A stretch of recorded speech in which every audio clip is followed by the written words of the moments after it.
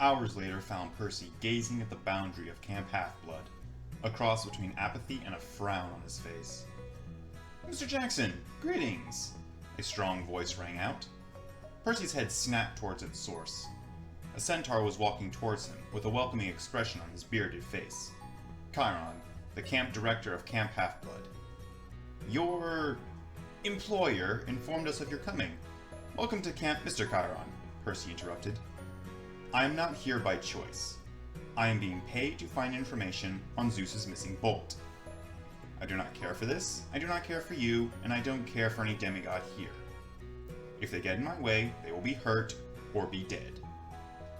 "I can't let you threaten other campers like that, Percy," Chiron said firmly. Percy just shrugged, stepping through the barrier and taking in the camp before him. He glanced around without interest. These demigods typically would go their whole lives without a quest or without an end goal for their training, and most would die before they got to be too old. Chiron continued to watch for a moment, a concerned look on his face. He started making his way back to the longhouse, pondering the behavior of his newest camper. The moment his gaze left Percy, a group began their approach towards Percy. "Hey you new to camp? Good. Because we have a little tradition that we have for newbies," the girl in the front of the group said, a smirk on her face. The others in her group began to swarm Percy, two grabbing him by his arms.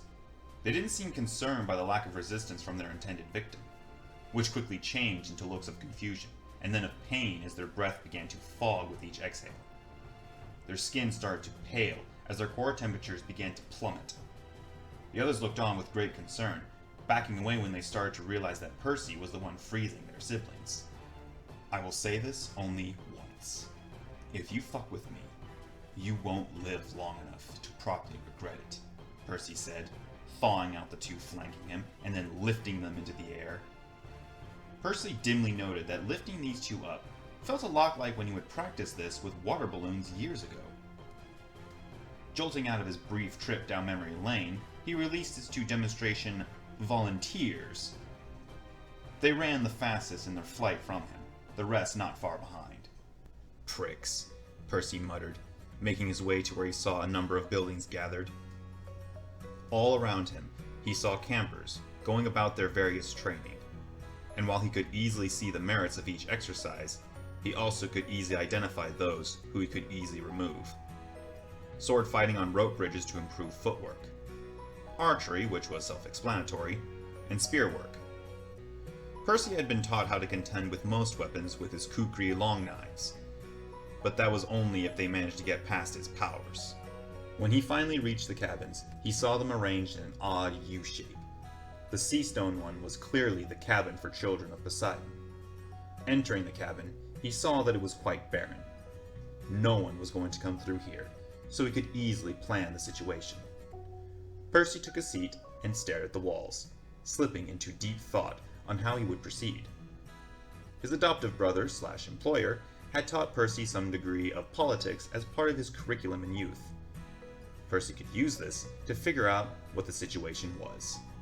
But before he could get too deep into his thoughts, his phone rang out. Fishing the small device from his pocket, he flicked it open and pressed it to his ear, never looking away from the same spot on the wall. "Hello, Mike," Percy said. Mike was the only person who could contact Percy. "Hello, Percy. I see you made it to camp safely," Mike said, causing Percy to narrow his eyes. Their organization could easily use a great many devices as means of surveillance. "Traffic cams?" Percy guessed. "Nope, ATM, near the gift shop next to the fishing hole," Mike answered. Percy nodded in acceptance. Their techs had been working on getting into ATM cams for the last few months. "What do you want, Mike?" Percy asked, leaning back into his chair. "Your thoughts on the situation. I managed to prove to Zeus that you didn't take the bolt, so you're out of danger there. But where do you intend to begin your search?" Mike asked in return. He already had some suspects, but he wanted to truly make Percy a great operative.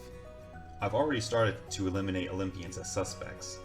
Zeus himself, Dionysus, Artemis, Aphrodite, Apollo, Athena, and Demeter are out, as they have nothing to gain. And in Zeus's case, he's too vain. He wouldn't falsely hide his symbol of power for the sake of starting a war. Poseidon is unlikely, as he has no interest in starting fights like this. Doubly so for Hades. He gains nothing except more work from any war. Hephaestus is possible, out of resentment for Zeus, but again his interests don't lie in that direction. He probably spends more time in his workshop than anywhere else. Hera and Hermes are possible suspects, and for each their own good reasons. Hera is incredibly petty in regards to her attempts to punish Zeus. Taking away his bolt is just like taking Thor's hammer, a bit of an unmasculation. But even she can recognize that this situation could easily spiral right out of control. Hermes is the god of both thieves and mischief, so this could easily be just a big prank on his part. But that is unlikely since again, he would know that this situation could get out of hand very easily. Which leaves one god with not only motive, but also the means and opportunity. But you already knew that I had come to this conclusion before you even called, didn't you? Percy asked with a smirk. Naturally. I did teach you after all. Ares is the only person who stands to gain anything from a conflict like this. Apollo owes me a favor. I'm gonna go plan this out. Zeus still doesn't like you, so if I play this even remotely wrong, it could end very badly for us both, Mike said. Percy nodded. He figured Mike had a plan. He always did. What do you want me to do about this now? Percy asked. I want you to head to Ares' palace. It's located in the Intrepid Military Museum. I'll make sure that your gear is there, Mike said. My full set? Percy asked. Naturally, was all Mike said before he hung up. Percy snapped the phone shut and pondered. He would leave early tomorrow morning. Ocean travel could get him there in about 2 hours. But for now, he needed food and sleep. Walking back outside, he was greeted by a number of stares. He ignored them all. His concerns were much grander than whatever rumors these people wanted to start about him. It was about dinner time now anyway, and all of the campers were making their way to the fire pit. Sitting alone at the Poseidon table was a bit new for Percy. His organization didn't segregate based on godly parentage. He tuned out Chiron's speech. He didn't care. He noticed a blonde from the Athena table looking at him. A satyr from the tree line did the same. It didn't matter. If they turned hostile, then he would too. And he would do it much better. He didn't get up to do this food sacrifice. Instead, he simply flicked a portion of meat with some rice and gravy into the fire.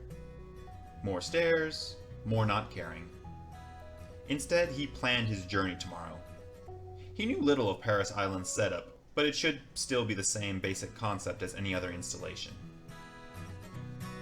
Here's to tomorrow, Percy said as he dug in.